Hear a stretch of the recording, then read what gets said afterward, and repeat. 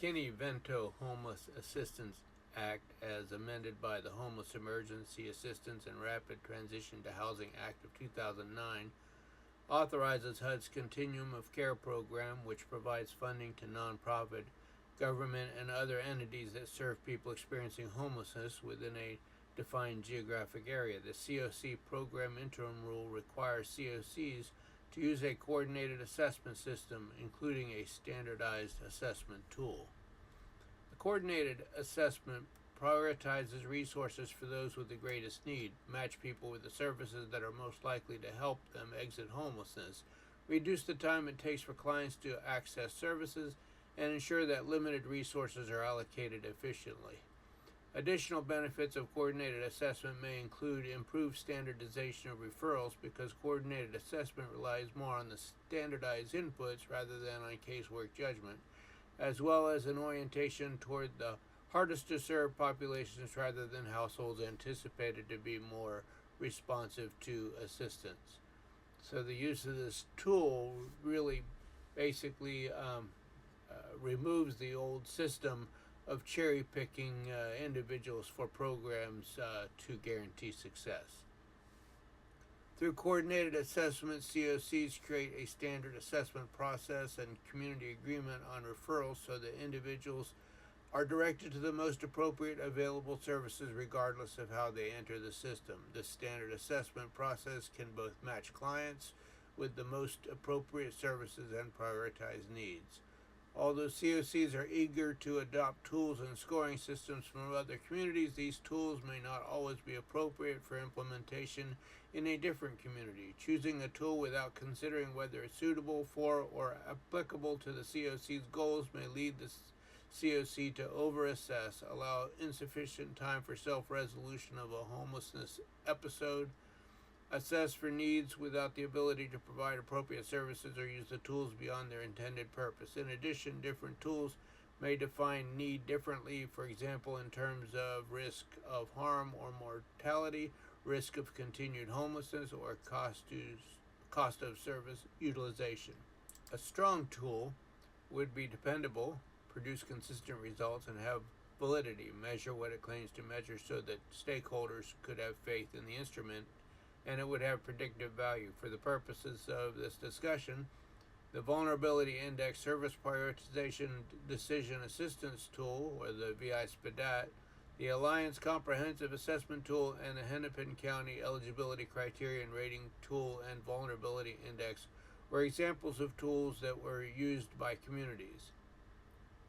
We chose to use the Service Prioritization Decision Assistance Tool, the SPDAT, as part of our Housing First process that we developed in the Brevard Homeless Coalition. The Service Prioritization Decision Assistance Tool, like I said, called the SPDAT, has been around in various incarnations for over a decade before release to the public in 2010.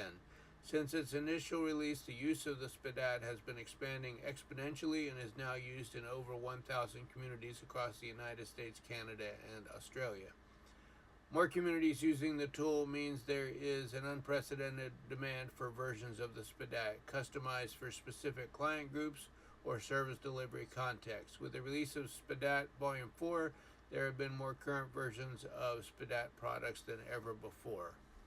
The VI-SPDAT series, the Vulnerability Index Service Prioritization Decision Assistance Tool, developed as a pre-screening tool for communities that are busy and may not have the resources to conduct a full SPDAT assessment for every client. In collaboration with Community Solutions, creators of the Vulnerability Index, is a brief survey that is completed to quickly determine whether a client is high, moderate, or low acuity. The use of this survey can help prioritize which clients should receive a full SPDAT assessment first. Because it is a self-reported survey, no special training is required to use the VI-SPDAT.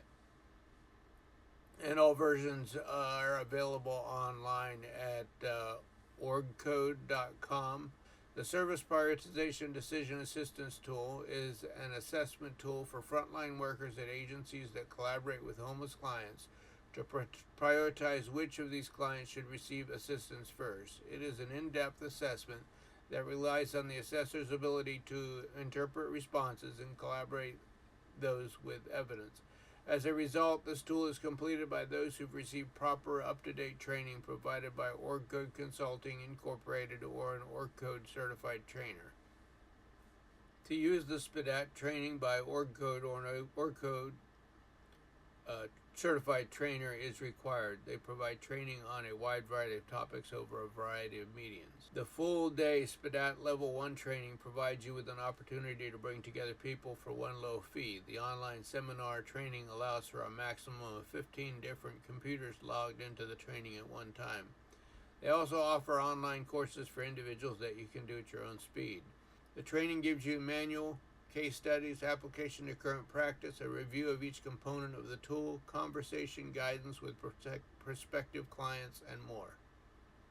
SPDAT products developed by OrgCode Consulting with extensive feedback from key community partners includes people with lived experience. The tools provide free of charge to communities to improve client-centered services dedicated to increasing housing stability and wellness. Training is required for the administration and interpretation of these tools. Use of these products without authorized training is prohibited. By using the tool, we accept and agree to be bound by the terms of that expectation. No sharing, reproduction, use, or duplication of the information without the express written consent of OrgCode Consulting is prohibited.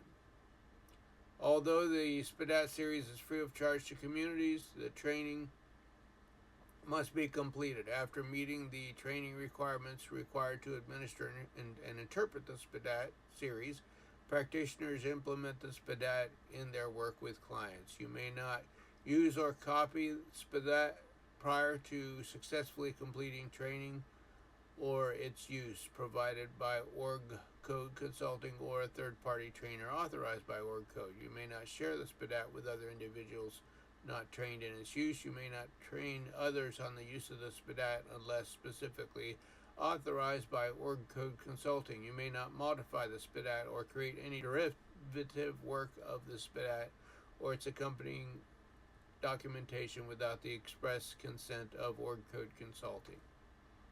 The management and staff of OrgCode Consulting do not control the way in which the SPDAT will be used, applied, or integrated into related client processes by communities, agency management, or frontline workers. OrgCode assumes no legal responsibility or liability for the misuse of the SPDAT, decisions that are made, or services that are received in conjunction with the assessment tool. Research from the California Policy Lab was able to provide the following results of the use of the assessment tools. All unsheltered homeless people report significantly more health concerns. Unsheltered women are extremely vulnerable and much more likely to have experienced recent trauma. Unsheltered people have exceedingly high rates of police contact, not explained by race, age, gender, health, time since stable housing, or other factors. Unsheltered people have high rates of emergency service utilization explained by health concerns and length of time since stable housing. For the sheltered population, vulnerability jumps after 1 year of unstable housing. Mental health concerns are dramatically lower among older, 55 or older, sheltered individuals compared to younger individuals in shelters. Sheltered individuals under 55 have an average twice the police contacts and 66% more jail spells than sheltered individuals over 55.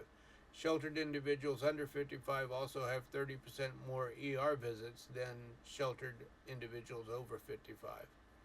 Unsheltered individuals over 55 report an additional 1.4 ER visits and ambulance rides over unsheltered individuals under 55. Housing placement patterns seem to match acuity as measured by the VI SPDAT scores. In our model, the outreach team member asks the individual if they wish to become housed, if housing is available. If they agree, the outreach team member completes the VI SPDAT to quickly determine the level of vulnerability for the client. If the client shows a high level of vulnerability, then a complete SPDAT is completed. The SPDAT results are given to the weekly coordinated housing assessment team, we call the chat. The chat will sort the results by highest vulnerability for available housing, usually in our case through the Brevard County Housing Authority.